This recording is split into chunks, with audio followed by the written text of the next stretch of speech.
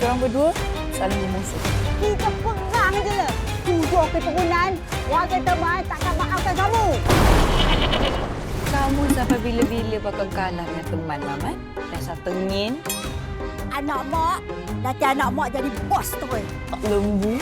Anak ibu, nanti boleh kerja kabung. Boleh buat loan. Selamat datang ke rumah teman. Pantanglah tuan nenek aku. Tak maaf. Mak teman, bagi kamu tidur sini. Tapi ada syaratnya.